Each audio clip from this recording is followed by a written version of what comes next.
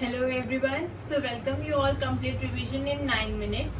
सो आज का हम अपना हिंदू एनालिसिस स्टार्ट करते हैं। देखते हैं आज का हिंदू हमसे क्या कहता है। तो सबसे पहले तो आप सभी को पता ही है, congratulation to all my fellow Indians कि हमारा चंद्रयान 3 इजीली सॉफ्ट लैंडिंग कर चुका है मून सरफेस पर, साउथ पोल पर।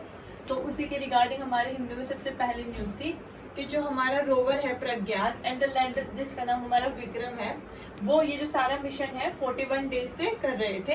ये हमारा स्टार्ट हुआ था 14 जुलाई को, जो हमारा लॉन्च हुआ था चंद्रयान 3, ठीक है। और इसमें हमने जो डिस्टेंस कवर किया है between earth and moon, that is 3,84,000 kilometres, ठीक है, किलोमीटर्स। देन उसके बाद अब हमने लैंडिंग कर लिया, लेकिन हमारे एम्स एंड ऑब्जेक्टिव्स क्या रहेंगे। तो जैसे कि आप सभी को पता है, हमने चंद्रयान 1 भी लॉन्च किया था, वो तो हमने 2008 में ही कर दिया था। वो बेसिकली हमारा इसी वजह से था क्योंकि हमें वहां के सरफेस को स्टडी करना था और वहां पे वाटर की अवेलेबिलिटी देखनी थी। जो इसके एम है वो मेजर एम से ही थे। एक तो हमने सॉफ्ट लैंडिंग कर लिया बाय लॉन्च व्हीकल मार्क 3, ठीक है, ये हमारा रॉकेट था। तो बेसिकली अब हमारी कमर्शियलाइजेशन, जो बिजनेस स्किल्स हैं, बिजनेस मार्केटिंग है, जो वो इंक्रीज हो गई है, क्योंकि जो ट्रस्ट है लोगों का, कंपनीज का, वो हमारे जो LBM मार्क 3 जो रॉकेट है उस पर इंक्रीज हो गया है। तो हमें ज्यादा से ज्यादा बिजनेस करने का, हमें ग्लोबली पावर जो है हमारी इंक्रीज हो गई है। देन उसके बाद हमारा जो साउथ पोल है, बेसिकली वहाँ का जो टेम्परेचर है वो डिफरेंट है और वहाँ का जो सरफेस है वो डिफरेंट है, क्योंकि वहाँ का जो है वो 200 डिग्री सेल्सियस जो टेम्परेचर है वो मून के बाकी सरफेस के कंपैरिजन में कम है। तो हमें एक तो उसका सरफेस टेम्परेचर में देखना है कि वहाँ पर हो सकता है वाटर की अवेलेबिलिटी प्रेजेंट हो in the form of ice crystals, तो हमें वो स्टडी करना है। साथ ही में हमने जब अपना चंद्रयान 1 लॉन्च किया था तो उसने हमें इंफॉर्मेशन दी थी पानी से रिलेटेड जो सरफेस पर प्रेजेंट था, लेकिन वो साउथ पोल पे नहीं था, इसलिए हमने ये साउथ पोल पर किया है, ठीक है। और जो हमारा रोवर है वो सिर्फ 14 डेज के लिए वर्क करेगा, दैट इज प्रज्ञान। 14 डेज के बाद वो वर्क नहीं करेगा। जो इसका रीजन क्या है, ये पूरा मिशन 14 डेज के लिए क्यों था, क्योंकि इसमें आपने देखा होगा हमारे जो रोवर है, जैसे अगर ये रोवर है तो उस पर इस तरीके से सोलर पैनल लगा हुआ है, जो कि जब जितनी भी मिनिमल सन रे वहां पे आती है साउथ पोल पे, उससे एनर्जी जनरेट करके वर्क करता है। सो जो हमारे सोलर पावर की हेल्प से अगर वो वर्क करेगा तो 40 मून पे क्या होता है कि 14 डेज के लिए तो आपकी सनलाइट प्रेजेंट होगी, लेकिन 14 डेज के बाद बिल्कुल डार्क हो जाएगा, थोड़ी बहुत भी सनलाइट नहीं जाएगी वहां तक साउथ पोल पर, इनफैक्ट पोल्स पर ही। सो दैट इज वाई ये हमारा 14 डेज के लिए होगा कि जब तक वहां पे सनलाइट की प्रेजेंस है तो वहां से वो सनलाइट से अपनी एनर्जी लेके वर्क करेगा। लेकिन आफ्टर 14 डेज जब बिल्कुल डार्क हो जाएगा, टेम्परेचर बहुत ही लो हो जाएगा, एनर्जी का कोई सोर्स ही नहीं रहेगा, तो उसका जो काम है वो बंद हो जाएगा। और ऐसा बोल रहे हैं कि इतनी ज्यादा कम टेम्परेचर पे हमारे जो इंस्ट्रूमेंट्स है वो भी वर्क करना, फंक्शन करना प्रॉपरली बंद कर देंगे। तो दैट इज वाई इसका रीजन ये, अगर आपसे कोई पूछे कि 14 डेज के लिए ही क्यों है, क्योंकि वो सोलर से एनर्जी से जनरेट करेगा अपनी पूरी फंक्शनिंग, और वो सिर्फ 14 डेज तक अवेलेबल है वहां पर अभी। देन काफी कंट्रीज ने हमें कांग्रेचुलेशन किया है इंडिया के इसरो को, ठीक है। नासा ने किया, जेक्सा ने किया, EU ने किया, यूरोपियन स्पेस एजेंसी, आप इन सब के ट्वीट्स देख सकते हैं, सबने हमें कांग्रेचुलेट बोला है। देन हमारी जो सेकंड न्यूज थी वो थी ब्रिक्स से रिलेटेड। मैं ऑलरेडी भी आपको बता चुकी हूँ, लेकिन फिर रिवाइज करवा देती हूँ कि जो ब्रिक्स है वो 40% पॉपुलेशन है, 40% पॉपुलेशन है वर्ल्ड की इसमें, और 30% जो है GDP कंट्रीब्यूट करता है वर्ल्ड में। तो लेकिन हमारा इनिशियली जो था वो ब्रिक्स में BRIC, जो साउथ हमारा अफ्रीका है, साउथ अफ्रीका उसने 2010 में ज्वाइन किया है। इनिशियली हमारे पास साउथ अफ्रीका नहीं था, ठीक है, सिर्फ ब्रिक था। और इसकी जो फर्स्ट समिट हुई थी वो रशिया में हुई थी 2019 में। इसी पे यूपीएससी ने हमसे क्वेश्चन भी पूछा है कि first summit Rio de Janeiro में हुई थी ब्राजील में, तो वो स्टेटमेंट हमारी गलत होती है क्योंकि रशिया में हुई थी 2009 में। और हमारा जो लास्ट मेंबर है till now that is south Africa, जिसने 2010 में ज्वाइन किया था।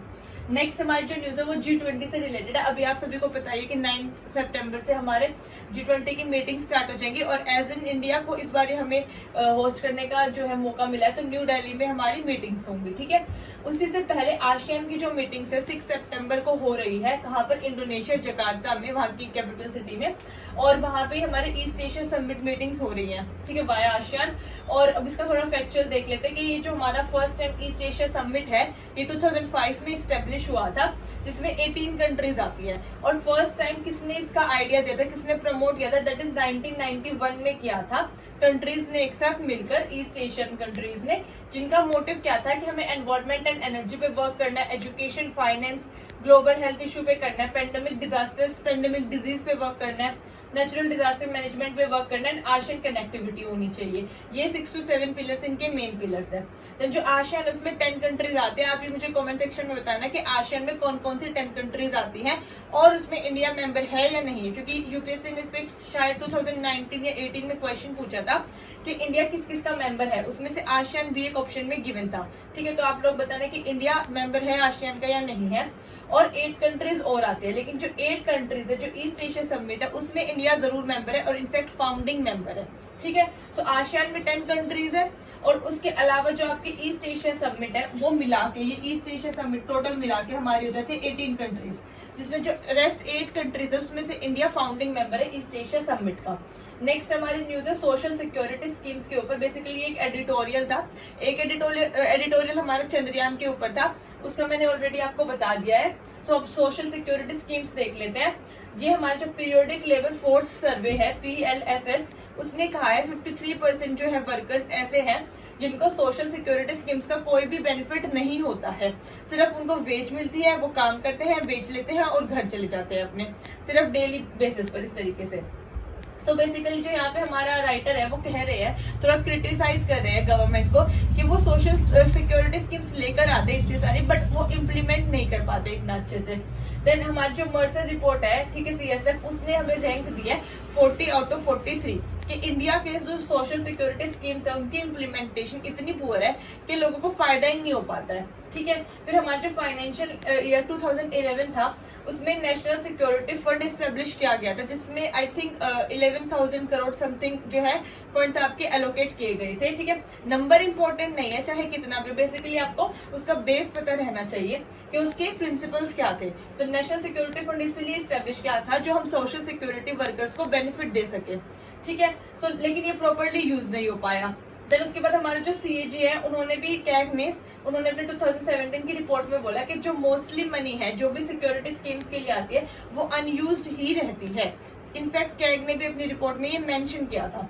देन इसका हम एग्जांपल दे सकते हैं कि जैसे हरियाणा में 198.96 करोड़ जो मनी थी, आई थिंक दिस इज 98.6 क्योंकि 198 बहुत ज्यादा फिगर हो जाते हैं, 98.96 जो करोड़ मनी थी, ठीक है, वो उन पीपल के अकाउंट्स में डाल दी गई जो ऑलरेडी डेड है, मतलब जिनका अकाउंट भी बंद हो जाना चाहिए क्योंकि वो इस दुनिया में एग्जिस्ट नहीं करते हैं, लेकिन सोशल सिक्योरिटी स्कीम के नाम पर वो उन लोगों के अकाउंट में डाल दी गई।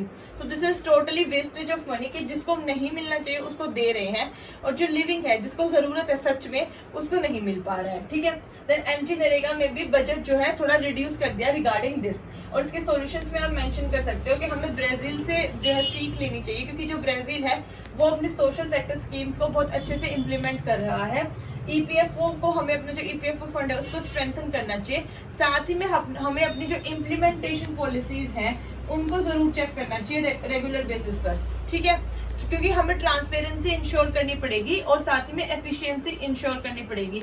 सिर्फ फंड एलोकेट करने से या फंड को एक स्कीम के तहत निर्धारित करने से पैसा नहीं पहुंच सकता सब तक, तो हमें इम्प्लीमेंटेशन जो पॉलिसीज है अपनी उनमें एफिशिएंसी एंड ट्रांसपेरेंसी इंश्योर करनी पड़ेगी। सो आई होप आपको ये आज का लेक्चर पसंद आया हो। सो अगर पसंद आया है तो please like, share and subscribe the channel. Thank you so much. जय हिंद।